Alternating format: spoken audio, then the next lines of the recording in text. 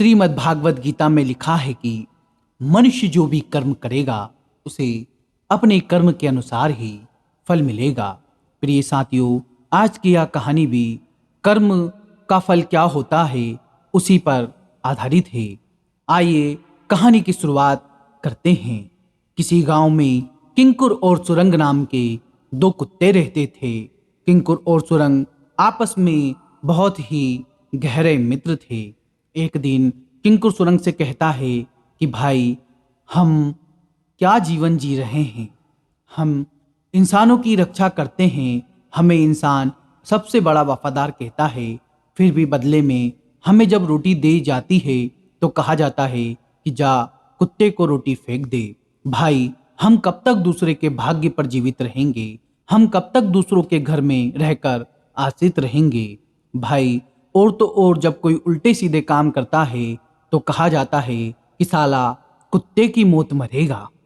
ऐसा जीवन कब तक हम जिएंगे? धिक्कार है खुद पर भाई।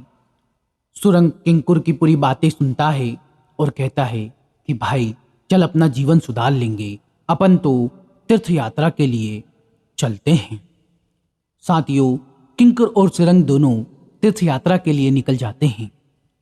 चलते चलते रास्ते में किंकुर को बहुत ज्यादा भूख लगती है।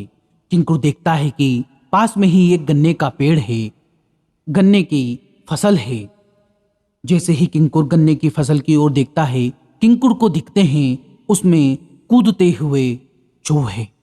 किंकुर के मुंह में पानी आ जाता है और किंकुर चूहों को पकड़ने के लिए उनके ऊपर झपटने लगता है कि तभी सुरंग कहता है, रुक जा भाई, हम तीर्थ करने के लिए जा रहे हैं, ये पाप क्या कर रहा है? नहीं भाई, किसी जीव की हत्या नहीं करेंगे। चल, तुझे भूख लग रही है तो थोड़ी दूर चलते हैं, किसी नगर में अपने लिए भोजन की तलाश कर लेंगे। किंकुर सुरंग की बात सुनकर आगे बढ़ने लगता है। थोड़ी आगे जाने के बाद एक नगर आता है। सुरंग कहता है कि देख भाई, दोनों अलग अलग दिशा में जाते हैं। जिसको जहां भी भोजन मिलेगा, जिस घर में मिलेगा, वहां पर हम लोग भोजन पा लेंगे। दोनों यह बात करके अलग अलग दिशा में जाते हैं। किंकुर एक ब्राह्मण के घर के बाहर जाता है और देखता है कि ब्राह्मण भगवान की पूजा कर रहा है। यानी किंकुर को लगता है कि थोड़ी देर बाद ब्राह्मण पूजा करने के बाद भोजन जरूर करेगा। ब्राह्मण अपनी पत्नी से कहता है कि भाग्यवान, मेरी भोजन की थाली लगा दो। किंकुर इंतजार ही कर रहा था। जैसे ब्राह्मण की पत्नी भोजन की थाली लगाकर रखती है, उसके तुरंत बाद किंकुर उस थाली के ऊपर झपट पड़ता है और दो पूड़ी उठाकर वहां से देल के बाहर रख के खाने लगता है। ब्राह्मण ये सब देख लेता है और अपनी पत्नी को आवाज देते हुए कहता है कि हे भाग्यवान, मेरी भोजन की थाली से दो पूड़ी कुत्ता उठा के ले गया। लगता है यह जो भोजन है ये उसी के भाग्य का है। तुम एक काम करो, यह थाली भी उसी कुत्ते को दे दो और मेरे लिए दूसरा भोजन लगा दो। ब्राह्मण की पत्नी वह थाली उस कुत्ते को दे देती है।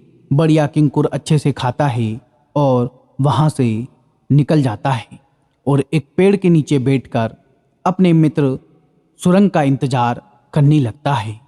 काफी समय हो चुका था लेकिन सुरंग अभी तक नहीं आया था। इधर सुरंग भोजन की तलाश में एक सेठ के घर तक पहुंच जाता है। सेठ भोजन कर रहा था। सुरंग को भूख लगी थी। सुरंग सेठ की थाली पर झपटता है और कुछ मालफे उठाने की कोशिश करता है। सेठ के पास में ही एक लकड़ी पड़ी हुई थी।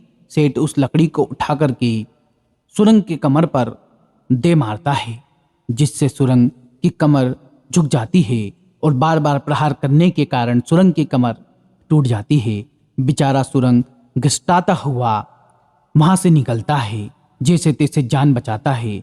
इधर किंकुर अपने दोस्त की तलाश में पेड़ के नीचे से उठकर उस नगर में उस दिशा में जाने लगता है जिस दिशा में उसका दोस्त सुरंग गया था। दोनों एक चौराहे पर टकराते हैं। किंकुर उसकी यह हालत देखकर कहता है, मेरे मित्र, ये क्या हुआ, कैसे हुआ? सुरंग पूरी बात बताता है। दोनों आपस में निर्णय करते हैं कि ऐसे जीवन से जीना क्या जीना, इससे अच्छा है कि हम मर जाएं। किंकुर और सुरंग दोनों नदी में डूबने का निर्णय करते हैं। आगे चलकर एक नदी आती है, उसमें किंकुर और सुरंग डूब जाते हैं और अपने प्राण त्याग देते हैं। इधर ईश्वर उनके पवित्र उद्देश्य को जानकर उन्हें मनुष्य बनाने का निर्णय कर लेते हैं। साथियों, उस ब्राह्मण और सेठ के घर अभी तक कोई संतान नहीं थी। दोनों के घर किंकुर और सुरंग जन्म लेते हैं। किंकुर ब्राह्मण के घर जन्म लेता है और सुरंग उस सेठ के घर जन्म लेता है। जैसे ही किंकुर ब्राह्मण के घर जन्म लेता है, ब्राह्मण की किस्मत चमक जाते हैं। ब्राह्मण को उसी राज्य का राजा अपने दरबार में अमात्य रख लेता है और उस ब्राह्मण के कहने पर राजा अपने सारे कार्य करता है तो उसके सारे कार्य सफल हो जाते हैं। वह बड़े से बड़े युद्ध जीत लेता है तो वह खुश होकर इस ब्राह्मण को अपने राज्य का प्रधानमंत्री नियुक्त कर देता है। वहीं इस ब्राह्मण का बेटा किंकुर भी बड़ा होकर एक विद्वान बन जाता है।